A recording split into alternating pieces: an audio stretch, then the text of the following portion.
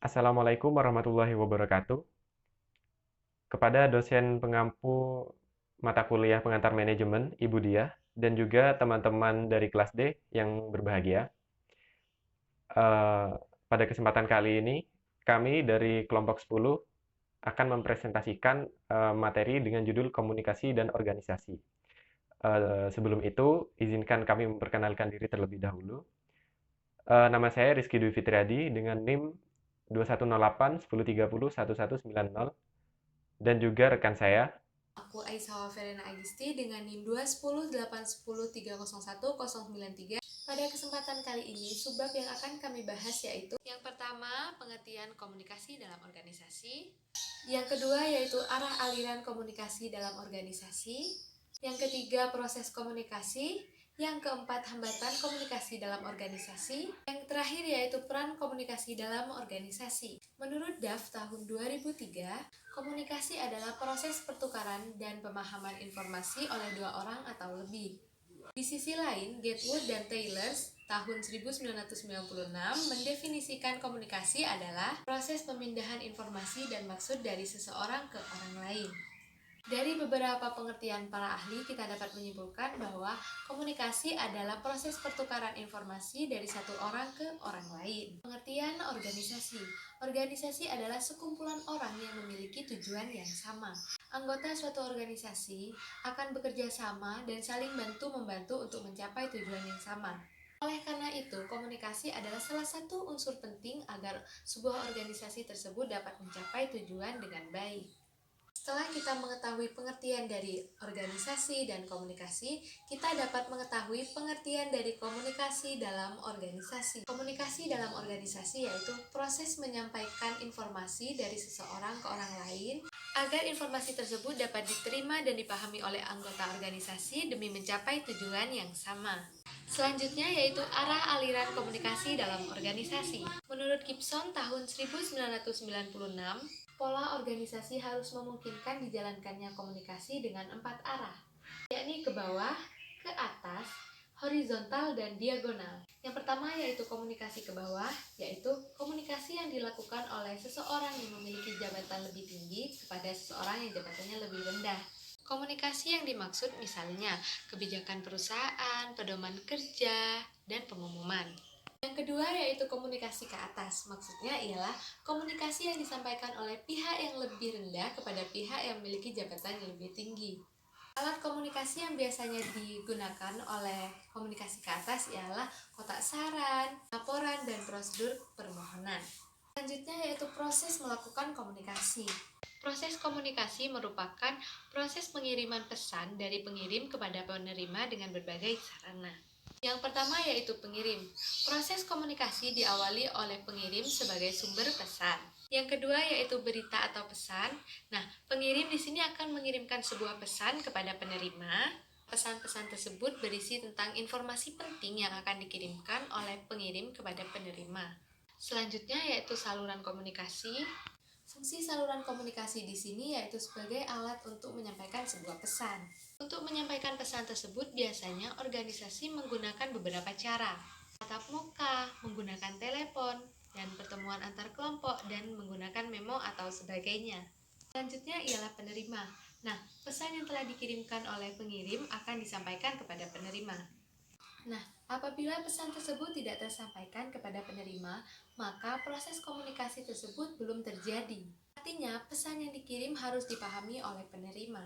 Oleh sebab itu, kita harus menentukan terlebih dahulu siapa yang akan kita kirimkan pesan tersebut. Yang terakhir yaitu umpan balik.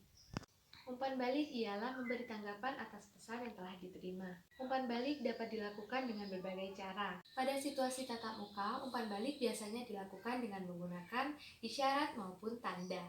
Materi selanjutnya akan saya jelaskan, yaitu tentang hambatan komunikasi dalam organisasi. Kegagalan berkomunikasi sering terjadi dan disebabkan kebanyakan oleh berbagai hambatan selama proses berlangsungnya organisasi tersebut.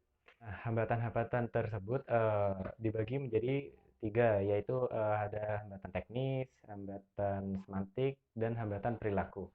Yang pertama adalah hambatan teknisnya. Nah, hambatan yang bersifat teknis adalah hambatan yang disebabkan oleh berbagai faktor, seperti kurangnya sarana dan peranan yang diperlukan dalam proses komunikasi, penguasaan teknik, dan metode berkomunikasi yang tidak sesuai, dan kondisi fisik yang tidak memungkinkan terjadinya proses komunikasi.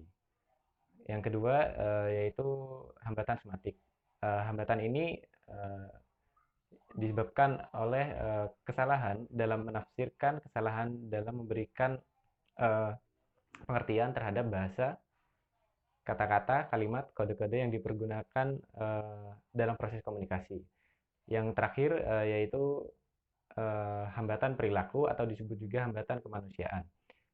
Hambatan ini disebabkan berbagai bentuk sikap atau perilaku baik dari komunikator maupun komunikan. Berbagai kendala berkomunikasi dapat ditanggulangi dengan cara memeriksa secara berkala mengenai isi berita yang diterima dari komunikasi tersebut. Tindakan yang dapat dilakukan agar proses komunikasi bisa berjalan dengan baik antara lain sebagai berikut.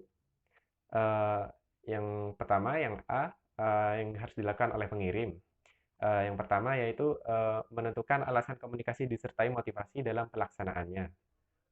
Yang selanjutnya, yang kedua, yaitu menentukan topik yang ingin dikomunikasikan dengan jelas. Jadi harus ada tujuan dalam komunikasi tersebut agar tidak sia-sia yang disampaikan.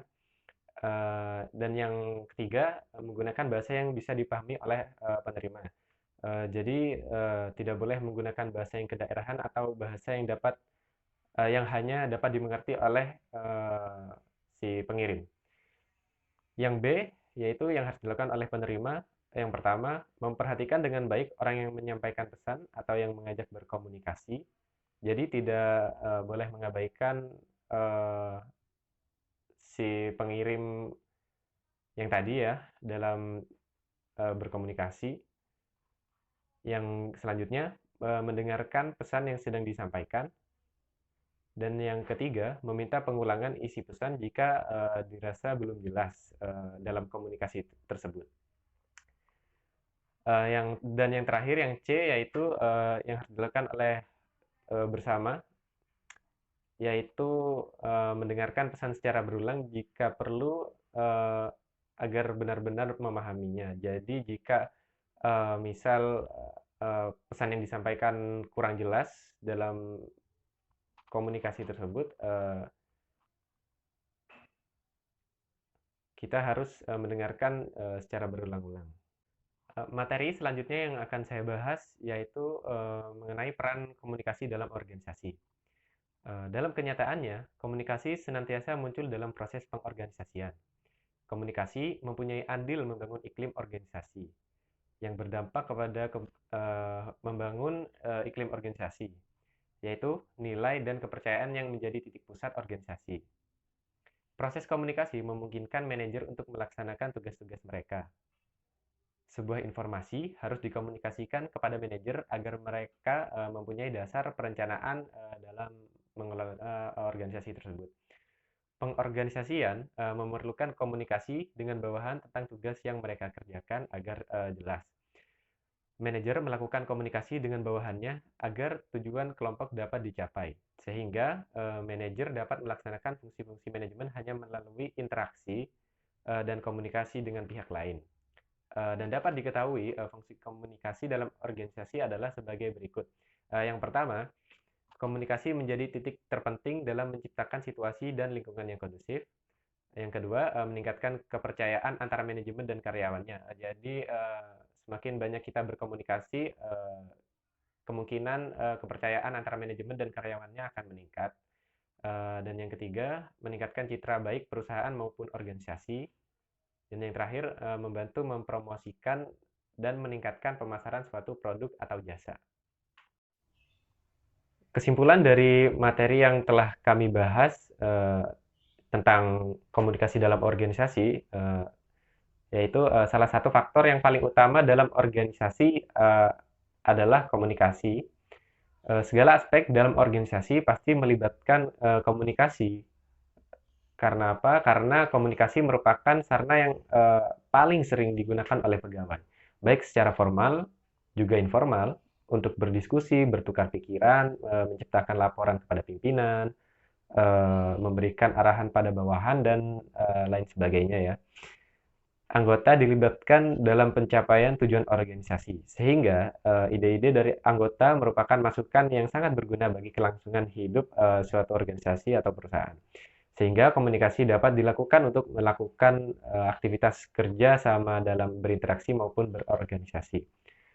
Komunikasi digunakan untuk pengendalian manajemen yang merupakan alat untuk merencanakan, pengarahan, memotivasi, dan mengevaluasi pelaksana manajemen perusahaan yang berusaha mencoba mengarahkan pada tujuan organisasi dalam perusahaan supaya kinerja yang dilakukan oleh pihak manajemen perusahaan dapat berjalan lebih efisien tentunya dan lancar dalam mengelola perusahaan. Sebelum terjadi proses komunikasi, seseorang harus mengetahui arah aliran komunikasi ini terlebih dahulu. Nah, dalam organisasi agar komunikasi dapat berjalan dengan efektif. Apabila arah aliran komunikasi tidak dipahami dengan baik, maka komunikasi tidak akan berjalan dengan baik, atau bisa juga mengalami kegagalan. Oleh sebab itu, ada 4 arah komunikasi yang benar-benar harus dipahami oleh kita semua, yaitu komunikasi ke atas, komunikasi ke bawah, komunikasi horizontal, dan komunikasi diagonal. Penentuan arah aliran komunikasi sangat diperlukan oleh manajer agar dapat menyadari berbagai tantangan yang menghambat pelaksanaan komunikasi yang efektif serta cara mengatasi tantangan yang sedang dihadapi dalam berkomunikasi dan organisasi. Proses terjadinya komunikasi terdiri dari 5 elemen, yaitu pengirim, pesan atau berita yang ingin disampaikan, alat untuk menyampaikan pesan, penerima dan umpan balik atas pesan yang diterima. Apabila salah satu dari unsur komunikasi ditiadakan, maka tentu komunikasi tidak dapat berlangsung dengan baik ya. Misalnya seseorang dapat mengirimkan berita, namun tidak ada penerima atau tidak ada orang yang mendengarkan pesan tersebut dan komunikasi tidak akan terjadi. Kegagalan berkomunikasi sering terjadi dan disebabkan oleh berbagai hambatan selama proses berlangsungnya organisasi tersebut. Namun dapat diatasi dengan cara memeriksa secara berkala mengenai isi berita yang diterima dari komunikasi agar kendala tersebut tidak mengganggu proses komunikasi. Cukup sekian materi yang bisa kami sampaikan di pertemuan ini. Maaf jika terdapat kesalahan kata yang telah kami ucapkan dan semoga materi ini dapat bermanfaat kepada banyak orang. Terima kasih. Kami tutup. Wassalamualaikum warahmatullahi wabarakatuh.